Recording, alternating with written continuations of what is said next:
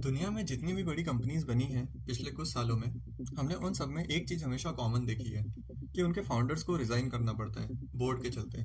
वो फाउंडर्स जो अपने विजन से, अपनी मेहनत से कंपनी को इतना बड़ा बनाते हैं, अक्सर सीईओ की कुर्सी छोड़ने पर मजबूर हो जाते हैं। और इसका सीधा सीधा एक रीज़न होता है, या तो ग्रोथ, या कंपनी की स्केलिंग में प्रॉब्लम, या फिर विजन कन्फ्लिक्ट, जिसके चलते फाउंडर्स पर बोर्ड मेंबर्स का और इन्वेस्टर्स का दबाव पड़ता है और फिर फाउंडर्स को रिजाइन देना पड़ता है, क्योंकि कंपनी के सीईओ की कुर्सी पर कौन बैठेगा इसका फैसला सिर्फ बोर्ड मेंबर्स कर सकते हैं। जैसे पिछले सालों में कुछ फाउंडर्स रहे हैं जिन्हें बोर्ड के डिसीजन के चलते रिजाइन देना पड़ा।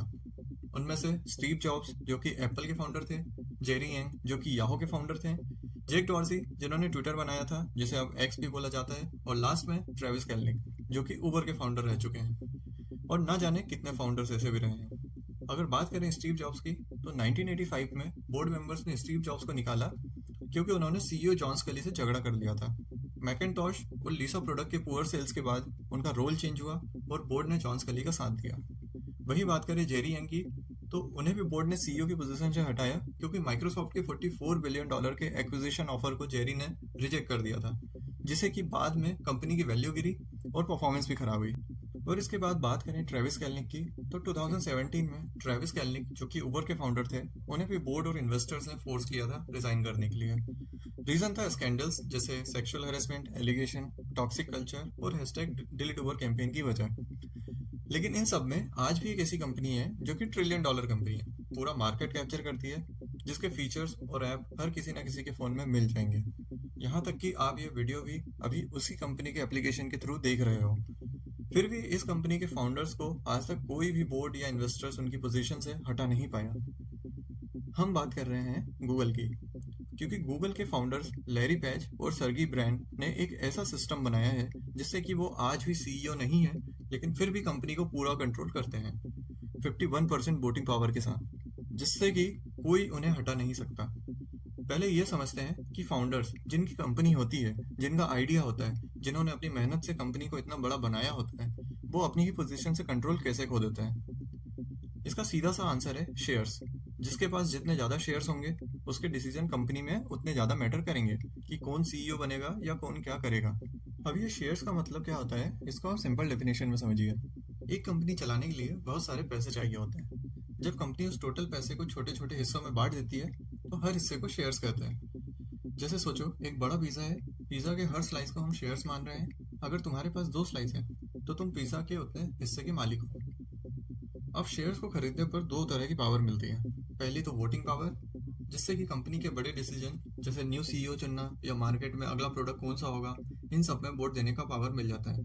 और दूसरा होता है डिविडेंड पावर, मतलब जब कंपनी प्रॉफिट कमाती है तो उसका एक हिस्सा इन्वेस्टर्स को मुनाफे के तौर पर मिलता है।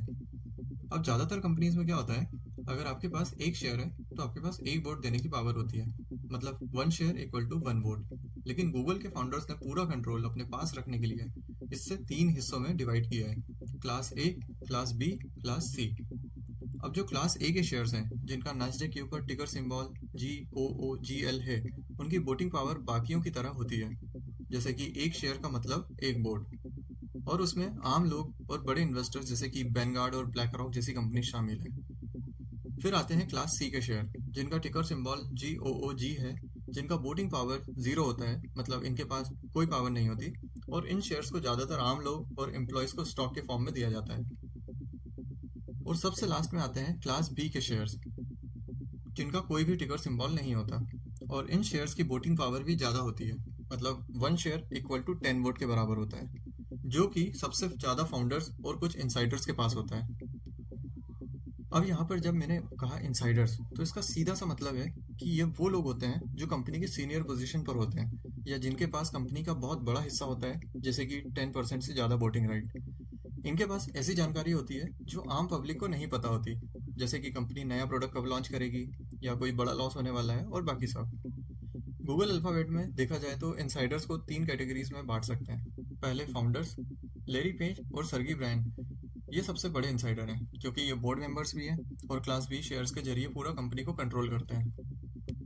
दूसरे पर है टॉप मैनेजमेंट, जैसे कि सुंदर पिचई, रुथ पैरोल और अनंत अकेंजी।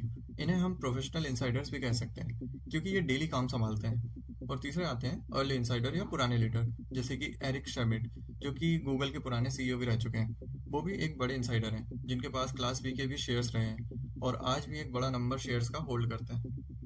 अब क्या होता है कि इनके पास स्पेशल पावर होती है, क्योंकि गूगल अल्फाबेट का स्ट्रक्चर इस तरह से बनाया गया है कि सिर्फ फाउंडर्स और कुछ सिलेक्ट इंसाइडर्स ही क्लास बी के शेयर रख सकते हैं। इससे दो चीज़ें होती हैं। पहला तो इनको वोटिंग एडवांटेज मिल जाता है, क्योंकि इन इंसाइडर्स के एक शेयर की वैल्यू 10 वोट के बराबर होती है।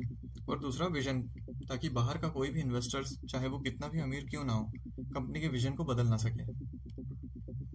अब आपके दिमाग में आ रहा होगा कि इंसाइडर्स, जो कि शेयर होल्डर्स भी होते हैं, वो तो कंपनी रन करते हैं, बिग डिसीजन लेते हैं, तो ये तो कभी भी कंपनी के शेयर्स को मार्केट में कम ज़्यादा करवा सकते हैं सिर्फ एक डिसीजन पर, क्योंकि इनके पास तो कंपनी के अंदर की जानकारी होती है। लेकिन ऐसा नहीं होता है। इन इंसाइडर्स पर नज़र रखी जाती है, क्योंकि इंसाइडर्स को कंपनी के हर मूव का पहले से ही पता होता है। इसीलिए SEC मतलब सिक्योरिटीज एंड एक्सचेंज कमीशन, जो कि एक यूएस गवर्नमेंट एजेंसी है, इन्होंने सख्त रूल बना रखे हैं, जैसे कि इंसाइडर ट्रेडिंग। ये लोग इंसाइडर ट्रेडिंग नहीं कर सकते, क्योंकि टॉप मैनेजमेंट को पहले से ही सब कुछ पता होता है, जिसका फ़ायदा उठाकर ये लोग मोटा पैसा बना सकते हैं। अपने सीक्रेट नॉलेज का फ़ायदा उठाकर अचानक शेयर्स खरीद या बेच सकते हैं। तो ऐसा ना हो, इसीलिए यदि लेरी पेज या किसी भी बड़े इंसाइडर्स को शेयर बेचने हो, तो उन्हें पहले से ही SEC को बताना पड़ता है और लीगल डॉक्यूमेंट भी फाइल करना पड़ता है। और इन्हें अकाउंटेबिलिटी के तौर पर हर साल गवर्नमेंट को बताना पड़ता है कि उनके पास कितने शेयर्स हैं, ताकि शेयर होल्डर्स को पता रहे कि कंपनी के मालिक और मैनेजर्स कितने इन्वेस्टेड हैं। तो इन सब में अगर देखा जाए तो गूगल का फ्यूचर कौन डिसाइड करेगा, ये इस बात पर डिपेंड करता है कि किसके पास क्लास बी के शेयर सबसे ज़्यादा हैं। अभी प्रेजेंट में गूगल के CEO सुंदर पिचाई हैं, तो वो सिर्फ कंपनी के ड्राइवर हैं जिन्हें कंपनी चलानी है। लेकिन इंसाइडर्स जैसे कि लेरी और सर्गी वो लोग हैं जिनके पास कार की चाबी है और डॉक्यूमेंट्स भी हैं। लेरी और सर्गे ने 2019 में सिर्फ टाइटल्स जोड़े हैं, ताकत नहीं। आज भी उनके पास 51.4% वोटिंग पावर है। इसका मतलब है कि अगर दुनिया के सारे इन्वेस्टर्स एक तरफ हो जाएं, तो भी लेरी और सर्गे का एक वोट उन सब पर भारी पड़ेगा। लाइक करिए इस वीडियो को अगर आपने एंजॉय किया है तो, कमेंट करिए अगर कुछ फीडबैक हो आपके पास, और सब्सक्राइब भी करिए। या तो इस बटन को दबा दीजिए या इसके नीचे वाले बटन को प्रेस कर दीजिए।